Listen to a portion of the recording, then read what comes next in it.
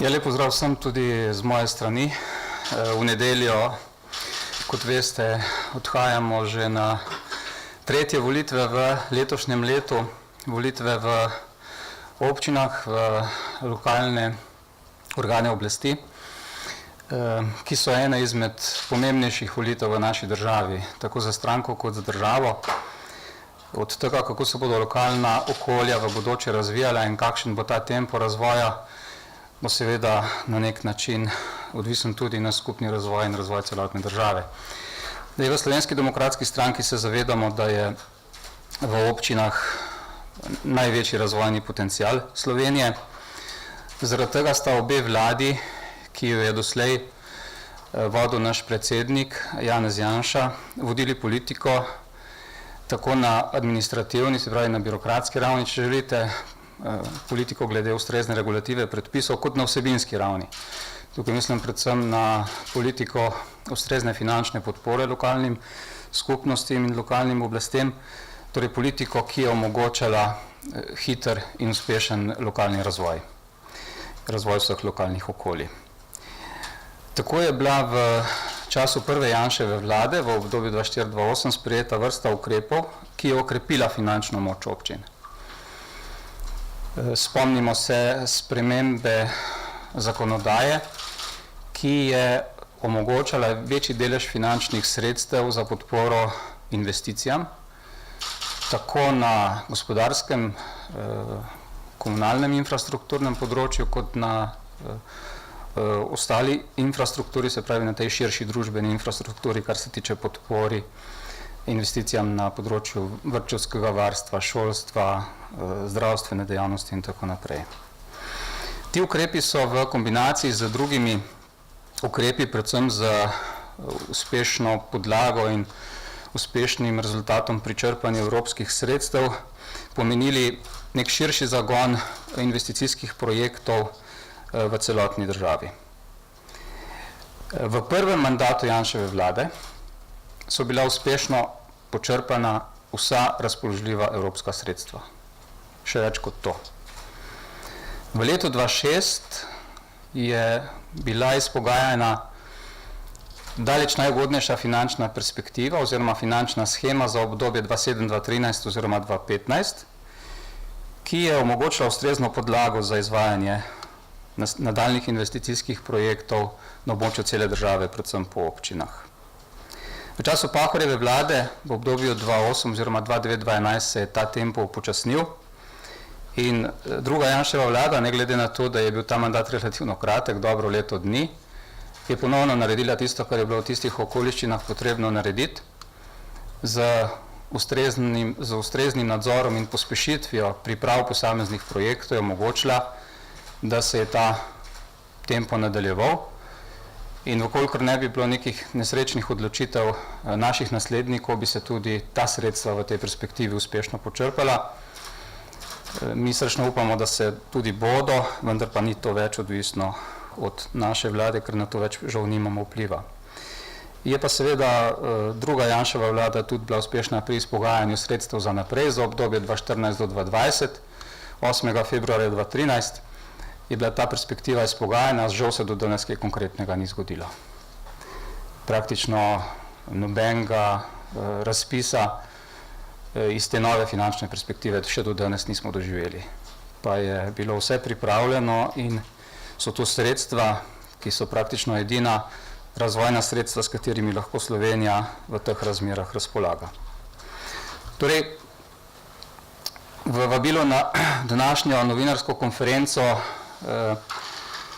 je pisalo glas za Slovensko demokratsko stranko je glas za močne in uspešne občine in tudi zaradi tega preteklega odnosa obeh Janševih vlad lahko rečemo, da je glas za SDS glas za močne in uspešne občine. Tudi dosedanje delo, predvsem pa rezultati, kažejo, da so v občinah praktično največ naredili v času mandatov teh dveh vlad. Stranka je bila verjetno tudi zaradi tega, ker je bila ta politika ustrezno vodena in ker so znali tudi župani to politiko na ustrezen način izkoristiti in izpeljati številne projekte. Na volitvah pred 4 leti 2010 najuspešnejša med strankami. In smo dosegli, kot veste, največji delež glasov v občinskih in mestnih svetih. Izvoljenih je bilo največ županov SDS in tistih, ki so kandidirali z našo naknadno podporo ali pa so uživali podporo več strank. Občine, ki jih vodijo župani Slovenske demokratske stranke oziroma župani, ki uživajo tudi našo podporo, veljajo za uspešne občine in dobivajo številna državna pa tudi mednarodna priznanja. Verjetno tudi zaradi tega, ker smo pri predlaganju teh kandidatov vedno zasledovali isto načelo, ki smo ga zasledovali tudi letos, tako pri predlaganju kandidatov Slovenske demokratske stranke, kot pri izražanju naših podpor drugim kandidatkam in kandidatom. Podpirali smo poštene in delovne ljudi, take, ki so se z njihovim delom doslej že izkazali. In na isti premisi je ta podpora tudi letos in zaradi tega bo tudi letos glas za Slovensko demokratsko stranko, glas za močne in uspešne občine. Za župane oziroma županje, ki so kandidati Slovenske demokratske stranke oziroma kandidirajo z našo naknadno podporo ali pa s podporo več strank ali list, kandidira 138 posameznic in posameznikov, od tega jih je 17 praktično že izvoljenih, zaradi tega, ker gre za okolja, kjer ni drugih protikandidatov. Za občinske in mestne svete pa smo letos vložili kandidature praktično v vseh občinah. Mislim, da sam v 3 občinah ni bila vložena kandidatura, v 209 občinah, tako da smo stranka, ki je dala te podpori na lokalni ravni velik poudarek in smo tako z ustrezno ponudbo kandidatov za župane kot z ustrezno ponudbo kandidatov za občinske in mestne svete omogočili ljudem, da imajo možnost izbire kvalitetnega kadrovskega potencijala. Naše prioritete in naš program, ki ga zasledujemo v vseh občinah, izhaja torej iz potreb ljudi in seveda iz njihovih pričakovanj. Zaradi tega mi dovolite, da v 5 točkah naštejem te osnovne programske usmeritve, ki jih kot stranka, pa tudi naši kandidati, zasledujemo na območju celotne države.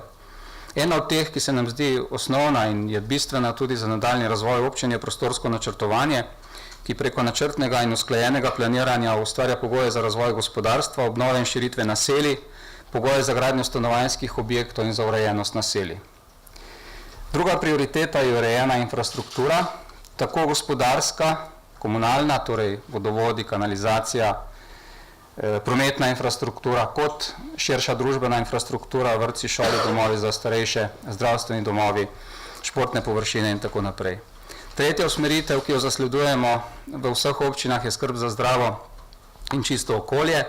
Četrta, občinske uprave, ki so pomoč in učinkovit servis za ljudi, spoštovanje predlogov in pobud, ki prihajajo iz različnih nivojev, in peta, podpora društvom, nevladnim organizacijam na področju kulture, športa, humanitarnih in ostalih dejavnosti, skrb za zaščito in reševanje, predvsem za ta del, kjer imamo zelo dolgoletno, več kot 100-letno tradicijo na področju gasilstva in tako naprej. In tudi v dosedanjem delu, v vseh tistih okoljih, kjer so župani in tudi tako so ravnali v skladu s temi prioritetami, so bile te občine uspešne. Zaradi tega še enkrat lahko rečem, da je bil glas za Slovensko demokratsko stranko pred 4 leti in bo tudi v nedeljo 5. oktobra glas za močne in uspešne občine, in to na vseh področjih. Zdaj, ob zaključku bi rad izpostavil še en konkreten primer. Bilo jih je veliko tega partnerskega odnosa, ki sta ga nekako gojili obe Janševi vladi med državo in občinami, kar je predpogoj, da so tudi občine uspešne. Partnerskega odnosa seveda z vsemi občinami, z vsemi 212 oziroma 213, ki se kaže v tem, da je vlada, tako prva kot druga vlada, ki jo je vodil Janez Janša, z ustreznimi spodbudami, predvsem pa z promptnim delom na področju črpanja evropskih sredstev, ki so na voljo, poskrbela za niz številnih investicij po državi. Recimo en tak primer iz mojega mandata, iz infrastrukturnega področja, ko smo ugotovili, da žal ne bo mogoče en del evropskih sredstev počrpati na enem delu prometne infrastrukture, kar bi sicer bilo nujno potrebno, vendar nismo mogli več tega vlaka ujeti zaradi odločitev prejšnje vlade, ki niso bile dobre. Smo seveda ta sredstva v višini približno 100 milijonov evrov preusmerili na energetsko sanacijo javnih stavb v lasti občin. In zdaj, ko spremljate volilno kampanjo po občinah, lahko vidite, da se župani vseh barv pohvalijo z novimi vrtci, z novimi šolami, ki so novi zaradi tega, ker so bili seveda energetsko sanirani, in istočasno se je naredilo še nekaj več. Zamenjali so se tudi sistemi ogrevanja. Se pravi, skozi to energetsko sanacijo in skozi ta nepovratna sredstva, kjer so v teh dveh razpisih občine dobile praktično ves denar, skoraj ves denar za investicijo nepovraten, se je obnovilo po celi državi preko 250 objektov, vrtcev, šol, zdravstvenih domov in tako naprej. In rezultati so zelo dobri in to povsod. In rezultati bodo tudi v prihodnje zelo dobri, zaradi tega, ker se bo vsem tem objektom bistveno zmanjšal strošek za nadaljne delovanje, kar pomeni prihranek na državnih sredstvih, ker je pač država dolžna zagotavljati materialne stroške na področju šolstva in tako naprej, v višini približno 8 milijonov evrov na letni ravni, kar ni majhen znesek. In ta politika, ki smo jo zasledovali v času tako prve kot druge Janševe vlade, je bila ustrezna. To politiko so kot ustrezno pripoznali tudi v lokalnih okoljih in obžalujemo, da se žal zdaj že nekaj časa ta politika več ne izvaja, ampak ne glede na to smo prepričani, da bo v bodoče glas za SDS pomenil tudi glas za močne in uspešne občine.